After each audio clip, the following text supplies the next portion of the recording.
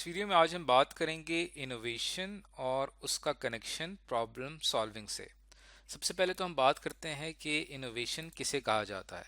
Innovation कहते हैं कि आपके अंदर कोई एबिलिटी है कि आप कुछ नया बना सकें, ability to create something new. और जो भी चीज़ आप न्यू बनाएंगे वो पहले से मौजूद जो चीज़ें हैं उनसे वो मुख्तलिफ होनी चाहिए। और इनोवेशन के लिए ये बहुत ही ज़रूरी है कि वो कोई ना कोई मसला हल कर रहा हो और उस मसले का बेहतर सोल्यूशन आपको प्रोवाइड करे। इसे इनोवेशन कहा जाता है। इनोवेशन की जो बुनियाद है वो नेसेसिटी कहलाती है, यानी कि necessity is the mother of invention, जिसे कहा जाता है कि ज़रूरत ईजाद की माँ है। यानी कि जब इंसान को किसी भी चीज़ की ख़ास ज़रूरत पड़ती है तो उस हवाले से इंसान का दिमाग काम करना शुरू कर देता है और वो न्यू चीज़ें क्रिएट करना शुरू कर देता है। यानी कि ये कहा जा सकता है कि किसी भी मसले को हल करने के लिए जो मसला खुद है वो एक तरह से कैटलिस्ट का काम करता है सोल्यूशन के लिए, यानी सोल्यूशन को तेज़ बनाने के लिए मसला खुद अहम किरदार अदा करता है। इसकी सिंपल सी एक मिसाल इस तरह से ऐसी है जैसे कि एक पुराने ज़माने में एक जगह से दूसरी जगह जाने के लिए हम इस्तेमाल करते थे डिफरेंट ज़राए का, जैसे कि हम इस्तेमाल करते थे मुख्तलिफ गाड़ियों का या बाइक्स का। लेकिन फिर उसको जदीद उसके अंदर जो एक इनोवेशन आई कि अब इंसान ने कुछ सौ साल पहले एरोप्लेन इन्वेंट किया। ये एक इनोवेशन थी जिसमें एक शख्स हवा में उड़ के एक जगह से दूसरी जगह पहुंच रहा है।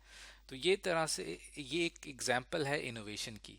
अब आप अगर इस मिसाल में देखें तो ये एक बिल्कुल न्यू चीज़ है और पहले से मौजूद जो चीज़ें हैं जिसमें इंसान एक जगह से दूसरी जगह पहुंच सकता है उससे ये चीज़ बहुत ही मुख्तलिफ है। तो अब हम चूंकि एंटरप्रेन्योरशिप की बात कर रहे हैं, बिजनेस की बात कर रहे हैं, तो उसके अंदर आपके लिए बड़ा ही ज़रूरी है कि आप मार्केट में इनोवेशन लेकर आएँ, कुछ ऐसी चीज़ लेकर आएँ जो पहले से मौजूद जो कारोबार हैं वो उनसे मुख्तलिफ हो। तो यहाँ से बात हमारे सामने आती है कि इनोवेशन का और प्रॉब्लम सॉल्विंग का बहुत अहम ताल्लुक है। जहाँ पे भी प्रॉब्लम सॉल्विंग होगी वहाँ पे इनोवेशन ज़रूर आएगी। अब अगर हम टेक्नोलॉजी के हवाले से बात करें तो हमारे पास मौजूदा दौर में करीम एंड ऊबर की एक मिसाल है। ये एक टैक्सी सर्विस है जिसमें लोग अपने स्मार्टफोन से कोई भी एक जगह से दूसरी जगह जाना हो तो वो टैक्सी ऑर्डर कर सकते हैं और टैक्सी उनके दरवाजे पे उन्हें उठाकर एक जगह से दूसरी जगह पहुंचा सकती है। इससे पहले इसी बिजनेस में सिंपल टैक्सीज थी, लेकिन इसके अंदर इनोवेशन लाई गई कि आप दिन के किसी भी वक्त आप अपनी मर्जी के औकात में अपने घर पे टैक्सी मंगवा सकते हैं कंप्यूटर या स्मार्टफोन का इस्तेमाल करते हुए। मज़ीद अगर इनोवेशन की बात की जाए तो इसके अंदर जैसे कि एक फूड डिलीवरी ऐप है, ये भी एक मोबाइल एप्लीकेशन है। पहले आपको खाना ख़रीदने जाना पड़ता था दुकान तक या रेस्टोरेंट तक और फिर आप वो ख़रीद के वापस आते थे। अब आप घर बैठ के ऑर्डर कर रहे हैं। अब ये चीज़ मार्केट में पहले मौजूद नहीं थी, अब एक बिल्कुल न्यू चीज़ है। तो ये एक एग्जांपल है एंटरप्रेन्योरशिप में इनोवेशन की। अब इसके अंदर ये जो इनोवेशन है ये क्या प्रॉब्लम सॉल्व कर रही है कि अगर आपने घर तक खाना मंगवाना है तो आपके घर तक पहुंच रहा है। तो इनोवेशन का प्रॉब्लम सॉल्विंग के साथ बहुत ही गहरा ताल्लुक है। अब हम इनोवेशन के मुख्तलिफ लेवल्स की बात करते हैं। सबसे पहला लेवल जो है वो प्रॉब्लम सॉल्विंग का ही है। इसके अंदर आप इनोवेशन एक रिएक्टिव अप्रोच के तौर पे काम करते हैं, यानी जब भी कोई प्रॉब्लम सामने आता है उस प्रॉब्लम को सॉल्व करने के लिए पूरी टीम बैठ जाती है और एक नया सोल्यूशन लेकर आते हैं जो कि पहले से मौजूद जो हमारे पास अवेलेबल सोल्यूशंस होते हैं उनसे मुख्तलिफ होते हैं। यानी प्रॉब्लम को आप एक्शन समझ लें और उसके अंदर जो इनोवेशन है ये उसका रिएक्शन है, इसीलिए इसे रिएक्टिव अप्रोच कहा जाता है।